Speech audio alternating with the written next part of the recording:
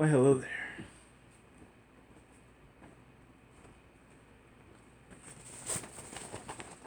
Come on. It's good to be back. Let me tell you, it really is good to be back. I mean, back in the stadium, back cheering on the team, back in the exciting football. It's not boring anymore. It's not boring anymore. Oh, it felt so good tonight. I was worried. Obviously, I didn't do a review of the Orlando game. I watched most of it, but I wasn't able to do a review of it. But I was worried after the game, honestly, because it wasn't great. You know, we didn't finish the chances that we were gifted, and then we gifted them a ton of chances that they didn't finish. It just looked really bad. It didn't look like good football. And then tonight, I mean, obviously there are issues that need to be addressed, but it's exciting, it's entertaining, it's free flowing. It feels more energetic, and it feels so good to watch, and that's something I cannot say about DeBoer. We go up 2-1 in the second half. Under DeBoer, we're probably keeping possession in the back line. We're trying to just play it safe and hope to see out the game 2-1. Under Heinze, nope. None of that. We're pushing for a third. We get the third, we're pushing for a fourth. That's what I want to see. Yeah, it's great to try to see out a win whenever it's a tight game and it's very closely contested. Like, those games are also exciting, but a game like this where it's so wide open and there's so many chances, you gotta take those chances. You gotta push for that. And it seems like that's what he wants to do as the head coach, and I'm glad for it. But yeah, so I did get to go. I was sitting similar to where we sat before, although it's kind of different. We weren't really in the same spot, and apparently we're not in the same spot for the next home game. I don't know what they're doing. I mean, some of it doesn't make sense, and I don't want to get into all of the different COVID stuff because, frankly, I know a lot of people disagree because there's been so many different pieces of information, so we're not going to get into that on here. We're just going to talk about the soccer. But it was so much fun to be back in the stadium with all the fans, even if it was 50% capacity, even if it wasn't completely full, and there was, like, the noise was a little lower than we're used to hearing, which is expected. But it was still noisy, rowdy crowd like we expect to see. It's fun to yell at the ref in person and boo him because, frankly, he gave us a lot of reason to. Yeah, it was great to be back, and I still feeling the excitement, although I am exhausted because, I mean, it's midnight, so I'll try to get through this without yawning too much, but no promises.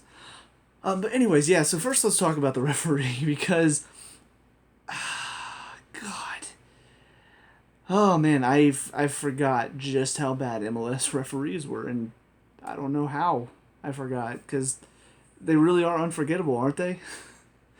And honestly, what this referee felt like, it felt like the two sides of parenting. With Atlanta, everything was a card. Mulroney gets tangled up with a guy, he shoves him, yellow. Barco plays the ball away because he's frustrated, yellow. Heineman got his legs tangled up with the guy, yellow. And then with Chicago, it was like the other side of parenting where you're like, no, it's okay. We just don't do that anymore, okay? I'll give you one more chance. Okay, you did it again, but look, you need to stop doing that. I'll give you one more chance. Okay, please stop. You gotta stop doing that. One more I really want somebody, the stats person, to go through and individually see how many fouls each person had. Because I don't remember the names, because, I mean, I don't keep up with the players. But number 2 and number 30 on Chicago, I swear had 10 fouls each. And every single time, it was just a matter of, oh, is he gonna talk to him or is he not gonna talk to him? Is he gonna tell him one more time or is he just gonna let it go? Even Barco got fouled so many times, and there was that one foul where he said, "Hey, him, no more fouls," and then number 14 gets subbed on and fouls him almost instantly. No more. It's just okay. So they don't get cards. They got one card. It took them forever. What was it, like 25 fouls in one card? God, it was bad. It was really bad refereeing, bad management of the game. I mean, That's just the face of it. You know, you've got to do your job. You've got to keep it even on both sides, and he didn't. It's about as simple as it gets. Anyways, let's talk about the lineup, though, because obviously there are some players that are coming back into the team. There are players that just got here. So pretty similar backline to some of what we've seen. You know, the back four remains the same with Bello, Walks, Robinson, and Lennon. Your two center are Sosa and Heineman, and then you've got Barco in the center with Moreno was on the left, Moreno was on the right, and then Lopez was up top. And that's how it stayed for a while. And then at halftime, you know, you got the sub coming on because Lennon goes out with a head injury. And then what also happened at halftime, which I feel like really helped, was Mulroney and Moreno switched. It was kind of funny listening to 92.9 The Bull at the end and just listening to them talk about, oh, you know, we don't know if that was a bench decision, like a coaching decision, or if that was the decision of the play. Okay. I don't know if American soccer fans know this, but players don't just make decisions like that without some sort of go-ahead. You know, sure, they may have decided, hey, this isn't working, let's switch, but it's probably something they've discussed with the coach before, where the coach says, if you feel like you need to switch, you can switch. But they're not just going to be like, you know what, his tactics just aren't working, we're going to do this on our own. That's not how it works. That's not how any sport works. Like, yeah, you do see sometimes the quarterback call an audible, or sometimes you do see where, you know, basketball players will make different runs or the switch position.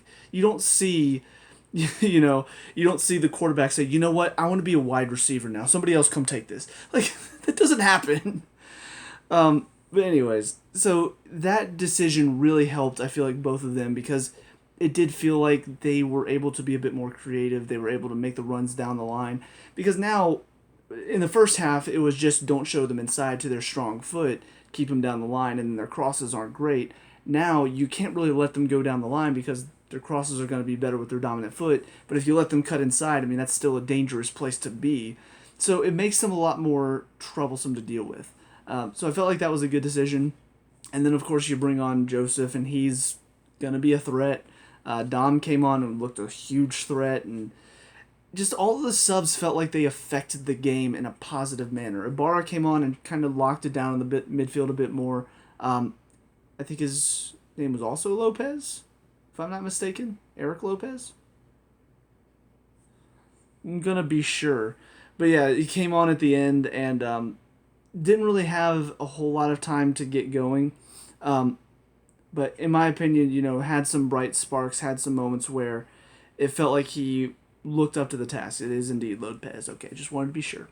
But yeah, I mean, I felt like all the subs were good ones, and the lineup looked solid. You know, we still have those issues defensively, but I mean, for what we have right now, and the fact that we still don't really know anything about Franco, like I know we just signed him. He's our third DP.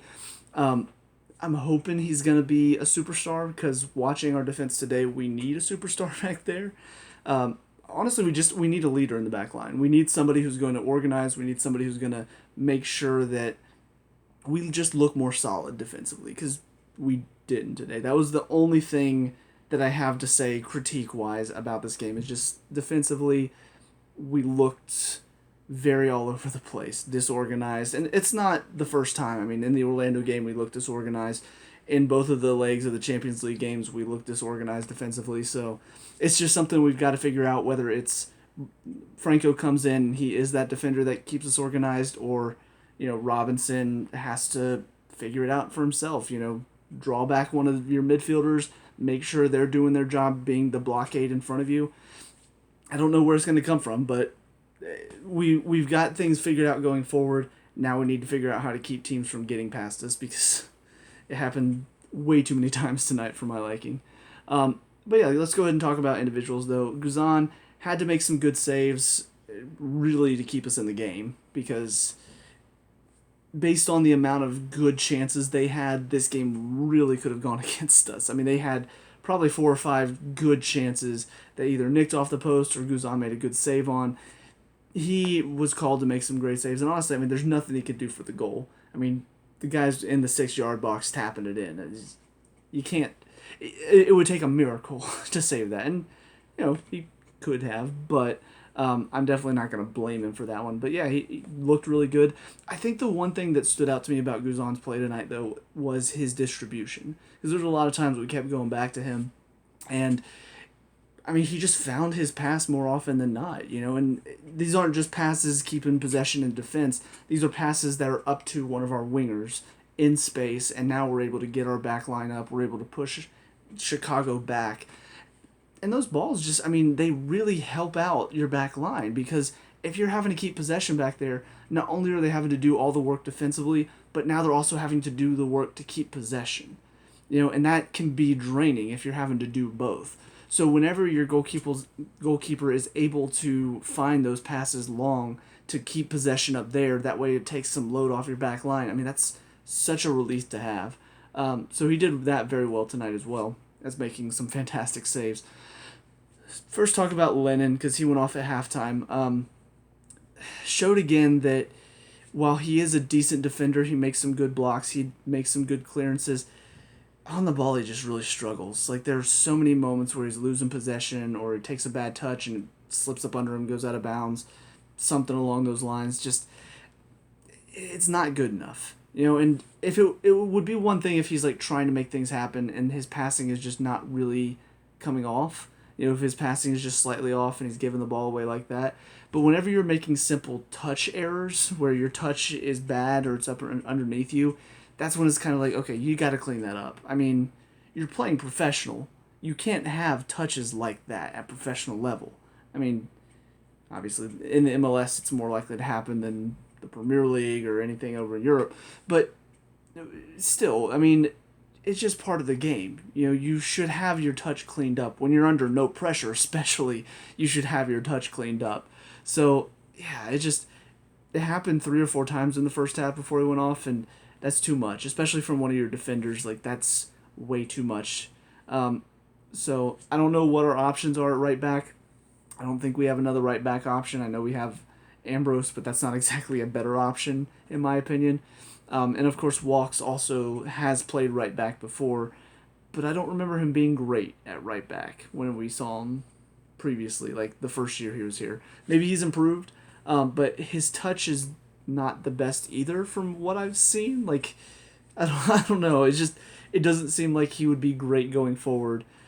Whereas Lennon, even though he does have those bad touches, it feels like he can still send in a cross decently enough. I don't think Walks can do that. So I don't know what the option's going to be back there at the right back. Gurr came in.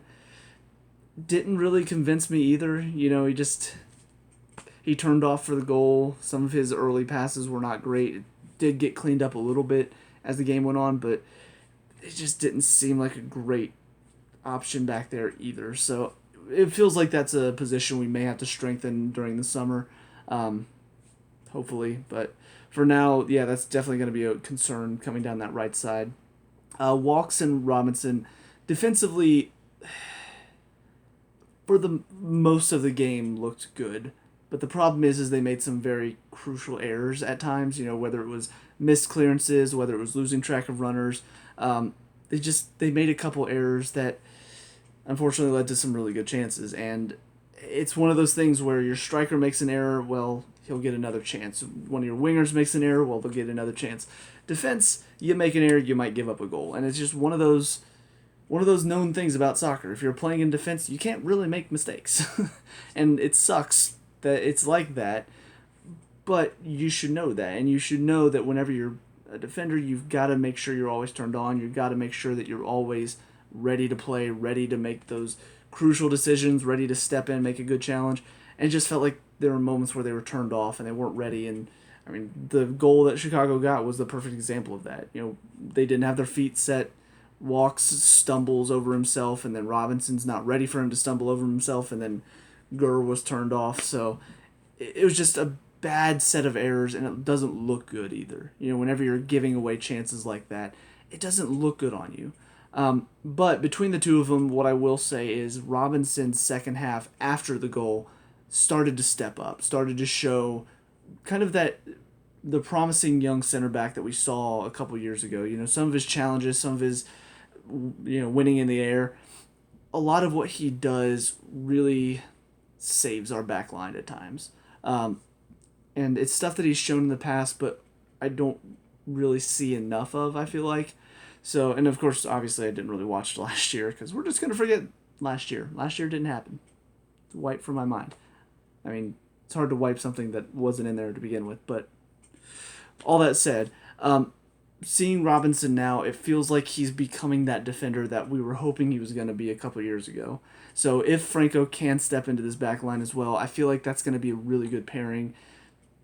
I don't know what to expect out of Franco, but if he can at least be a bit more confident in his decisions than Walks and just have his feet set more often than Walks does, I feel like he'll easily step into this back line because right now between the two of them, it feels like nobody's really taking charge. And even though Robinson did make a lot of great challenges, it still felt like he was doing it himself, and it wasn't really he's working with Walks to help stymie the attack. So we'll see what comes of it, but on to the last of the four, Bello. Defensively, I feel like is where he needs to improve because going forward, he doesn't look too bad. You know, he's really moving the ball well. He's going with speed. He looks confident. But defensively, I feel like there are times when he's just getting beat too easily, whether it's he's ball watching and then pass goes out and he just sort of chases the ball instead of actually kind of tracking runners and making sure he's aware of everything going on. It just feels like he at times gets a little lost defensively. So hopefully that's something that he can improve on because, like I said, he's showing a lot of promise going forward, but that's only half the game. So we'll see how he can improve as the season goes on. But, I mean, he's still showing that he is trying to take this left back spot for himself. Like, he doesn't want anybody else to have it. This is his. He's got it on lockdown. And it's always good to see whenever you've got a player that does want to work hard and keep that position. So, yeah, decent performance from him overall tonight. Sosa definitely looked less of the player that I've seen from the past few games. Some of that was Chicago made sure to put somebody on him and really keep him from being able to distribute like he's used to doing. But also I feel like defensively he was a little lost tonight. Like he didn't really know who to go mark. He didn't know whether to stay back or step forward. And it just felt like there were a lot of moments where they had a lot of free time in the midfield because there was nobody really in there to challenge. And so just man would pick it up in the midfield, and now he's got plenty of time to turn and make his decision. And by the time somebody stepped out to him, he's already made the great pass and is already setting up their attacks. So I feel like Sosa normally is the guy, or at least he has been, who has been in there to sort of make that challenge early on so he doesn't have time to turn. So I don't really know what he was doing defensively tonight, but it just seemed a little all over the place. And then, like I said, Chicago did a good job of making sure that he wasn't able to distribute. So he didn't really have a good game tonight. Wasn't terrible, but just not the same standard that I think he's set so far this season. So hopefully he can figure out how to play under the high pressure because more than likely that's what he's going to see in this league. Like, teams are going to pressure you high and they're going to go at you fast and hard. So he's got to learn to play quicker under that type of pressure. So hopefully he can figure that out. Heinze as the other midfielder, obviously much more of an attacking midfielder. I do hope to see him a bit more on the defensive side of things too, because I don't think that's really what he's good at. But at the same time, we've seen that he can work hard and he can make those defensive challenges. And it feels like that's kind of what we need out of him at times, because Sosa, he's not going to be able to do it all on his own. Like, he's just not. So you need your other midfielder to also be helping out back there. And sometimes it feels like Heinze sort of forgets that, and he just sort of stays a little too high. And now they have free reign to run through our midfield because he's out of position. So as much as I do like what he brings going forward, I hope he can keep himself a bit more controlled in some of these games where we are being constantly just counterattacked upon. We need him to be doing his job defensively in the midfield as well.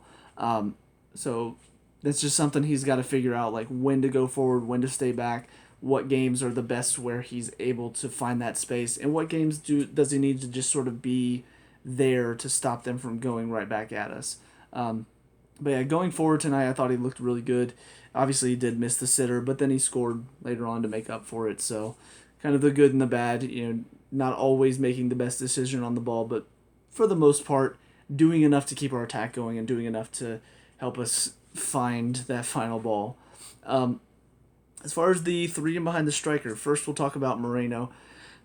I feel like for Moreno and Mulroney, both of them, once they switched, looked better. But Moreno especially, it feels like there are times whenever he tries to do too much on the ball. And I don't know, it feels like he's very talented, he's very quick, he's able to get out of a challenge easily enough. But then it's like he doesn't know what to do. And most of the time there are options available, whether there's a cross on or whether he can slip it back out wide to somebody. It just feels like he wants to try to take on another defender. He wants to try to take an extra touch, and then that puts him under pressure. So I don't know. I think his decision making in the final third needs to improve a bit, because he is a talented player, and he showed that several times. And it was a great cross. Maybe not to somebody, but it was a dangerous cross that caused some trouble that led to the own goal. So he's showing that he has the ability to do things very productive on the ball, but it feels like most of the time his decision making isn't the best and just ends up leading to a giveaway or just a bad cross in general. So hopefully that improves as the season goes on. But I do like the work ethic I'm seeing from him so far. I was worried the first couple of games he just kind of faded away after like 30, 45 minutes. But this game I felt like he was working hard throughout, and until he got subbed off, I thought he was really giving it a go. So good to see from him. Mulroney, same thing, looked less comfortable on the right side, but then he moved to the left. It felt like he was much more willing to drive down the line and then find a good cross. And his crossing kind of hit or miss right now. For the most part, he's at least finding the box, and I think that's important because Moreno's crosses typically are either in the box or they're passed. Mulroney are either in the box or they're on the ground and hit the first defender. So it's like both of them have the good crosses. They have the moments where they pick out their man well, but then they also have their moments where I feel like Moreno's are much more dangerous for us because anything that's hit over the top there's a good chance that they're going to pick up that ball and basically come at us, whereas Mulroney's crosses, if they don't come off, most of the time they're bouncing off a defender and maybe going out for a corner or maybe finding one of our players top of the box. So it's just interesting to see the two different types of bad crosses from them. But yeah, I really like Mulroney's work ethic right now too. He was a player that when I first saw him, when we first got him here, I wasn't really too sure what to expect from him. He had some clever touches. He's very creative on the ball. He's willing to take a man on. But then once we saw the MLS's back tournament, he looked terrible. And I was like, I don't know if I ever want to see him play again. But this season so far, he started off strong. He's showing his creative ability. He's willing to drive and make the defenders work to make sure they shut him down. So I hope he can keep that up. Even though he set up the second goal, I will say there was a part of me that once he turned, instead of just having the hit, it was one of those moments where, so Dom makes the run and then crosses it into him, and it falls right at his feet, and you're thinking, hit it, and then he turns, and you're like, no, and then he turns again, give it up, turns again, stop, has the shot, God, you're too late, and then the keeper saves it right to Heinze, who finished it, and then you're like, yes! Brilliant Mulroney. So, in the moment, kind of a dumb decision not to just hit the shot first time, but it ended up working out, so good for him.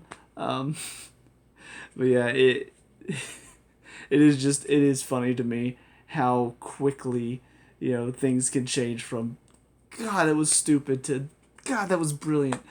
Barco, first half, it really just grew into the game. First half he started off a little bit slow, then grew into it, and then second half he just came out flying. And, I mean, it took about, I think, 5 or 6 fouls in the second half before the referee finally said no more, and then he got fouled again, and then he got subbed off. So he really was causing a lot of trouble for them. His ability to run at people and his ability to just quickly nip past them with a little touch, it's just fantastic. There are moments where it really feels like he's lost it. He took a bad touch, the defender's about to poke it away, and then all of a sudden that quick little step to get there and poke it past them and take the foul, or poke it past them and drive some more. He's just got that ability, and it really is amazing to watch. Because I'm thinking about it from the defender's point of view, and if I'm the defender, as soon as I see him take that bad touch, I'm thinking, okay, I'm going to step in and win it, and then all of a sudden that somehow he gets that poke, and it's past you, and now you've either got to bring him down to keep him from driving past you, or he's already driven past you, and now you've just got to work hard to get back behind the ball. It's just difficult to deal with, and I feel like it's something that he's showing so far this season that he's got the ability to do. And I mean, it's hard for a defender to decide what to do in that moment then. Like, do you try to nip in and win it, or do you just at least try to stay with him? But even then, now you're giving him ground, and he's shown he's able to hit the long shots too. I mean, the goal was brilliant. So you can't really just keep giving him ground, because then he'll just find the back corner. So it's such a difficult player to deal with, and I love the fact that he is giving the defenders all those questions to have to answer. So I hope he can continue on this form and keep playing like he has been, especially once Joseph comes back into the team. I mean, that's another difficult player for the defense to deal with. Now they've got two that they're having to keep an eye on. I mean, it's going to open up space for somebody. So, but yeah, Lisandro Lopez, the last player to talk about, and unfortunately just not really effective tonight. Unless the whole point was just for him to be making runs that sort of draws the defender to him. But he really wasn't involved much tonight at all. And obviously, he's supposed to be the backup striker for Martinez. But the problem is that if your backup striker isn't really getting involved in the game, then why do you have him? I'd much rather just have another attacking player. Have Dom out there as just kind of a pacey false nine, and send him in behind if you need to. But right now, Lopez, he's not really that fast. He's not really that strong. He's not really that tall. So it just kind of feels like he's just an average player, and it's not really causing the defense a lot of issues. So maybe he'll grow into the league. Maybe he just needs time to get going. But right now, I've just not seen much of anything from him. So I don't know what else to say, because really he didn't do much at all tonight. And I hate to say it, but yeah, it was disappointing that your striker is the least one involved whenever you're so attack-minded. But as far as the subs that came on, I already talked about Gurr. Dom, I thought, looked a lot better tonight than the couple times I saw him before. He's had some moments where he's looked a little dangerous, but for the most part, he just kind of looks like he's just fast. But tonight we saw what that fast ability can really look like when it's being effective. Because, I mean, it's a wide open field. They're playing wide open because they're pushing to try to get an equalizer. And it just opened up so much space for him to just run down the line. And, I mean, he beats defenders so easily with his pace. And it caused the third goal. He has that ability to just drive, and yeah, it's fantastic that he has so much pace. So I don't think he's necessarily a player that's going to get a lot of first team time, because I don't think his pace is going to be that effective in games where the teams are sitting back and just trying to pack it in against us. But in games like this where we're already ahead and they're pushing for an equalizer, he's a good one to have. That just, you've got to keep the other team honest. You can't just let them constantly push against you. You've got to have a player out there like Dom that's going to cause them to say, hey, we can't go all out because we've got to keep an eye on him, or else we're going to give up another. So, yeah, I look forward to seeing what all he brings, because it's just kind of like Villalba a little bit. That pace is something that is difficult to deal with whenever you're pushing to try to get another goal or an equalizer. And it's something that the defense, it keeps them worried. So, yeah, good performance from him tonight. Hope to see more good performances going forward. Then Joseph came on, and of course that was the highlight moment for pretty much all of us. Just getting to see him again, getting to see him back on the field in the bins. I mean, it was fantastic, and he came on and really put forth a good performance. Against Orlando, it felt like, wait, did he get subbed in against Orlando? I feel like he did. Now I can't remember. That game feels like so long ago now, and it was only like, what, 1 week ago? But yeah, watching him against, Alajuelense in the Champions League, it felt like he wasn't really quite up to full fitness. It felt like he was just kind of testing his leg out a little bit, had a few good runs to here and there. But tonight felt much more like the Joseph Martinez I remembered watching, all that time ago. Just the ability to drop deep, find the ball, his ability to take on defenders, the strength to take on the defenders. He's just a good player, and hopefully he keeps building up his fitness. I hope that the case was that they're resting him in this one because he's not quite up to full 90-minute matches yet. Rest him for this one so that way he can start in the Champions League game this midweek. If that's the case, then good. But, I mean, just watching him play, he provided so much more than Lopez did the entire game. So, really feel like we need him out there to do what he does best, and that is just cause the defense issues, like beat them up, just make them work. And it's Joseph Martinez in a nutshell. It's a hardworking striker that makes the defense have to work hard too. So, the last one is of course Eric Lopez, and like I said, he didn't come on with a whole lot of time, but had a few bright runs. Looks like a decent pacey. Oh wait, Ibarra also came on. Forgot about that one. Ibarra came on and just kind of, like I said, solidified the midfield a little bit more. He just, he's a hardworking midfielder. I don't really know what to expect out of him yet. I don't know if he's kind of a hard hitter, if he's a good tackler, or if he's just somebody who works hard and keeps possession well. It's still kind of early days for him, and I don't really know what to expect out of his performances yet. But I thought he came on and worked pretty hard and helped us keep a lot more possession in the midfield than we had been, I feel like, before with Heinze in there. But then Torres was the last one. And like I said, just a few bright flashes from him here and there. Don't really know much about him to begin with. I'm assuming he's a young player. I don't know if we bought him or if we're loaning him. I don't know what the case is. But looked a decent player, and I'd like to see more of him. So we'll see what happens. But yeah, next up is the Champions League match against, I believe, Philadelphia. And I mean, that's probably going to be a tough one. The part of the problem is, like, I don't really know where all these teams are right now. Like, I missed a whole year. And in that year, Orlando became one of the better teams in the league. I don't know where Chicago is. I don't know where Philadelphia is as far as, like, talent-wise right now. So it is going to be hard for me early on to just be like, okay, we lost this match. Was that really, really bad, or was that just bad? We won this one. Was that fantastic, or was it just, like, expected because, it's Minnesota? So it's going to be interesting to try to figure out as we're going on in the season, like getting back into the MLS, getting back into this league, just trying to figure out where all these teams are talent-wise. And, yeah, that's going to be honestly the hardest part for me right now. And also the fact that some of these games are happening way too late. And I'm exhausted. The excitement only lasts for so long once you get home. You're just like, okay, it's bedtime.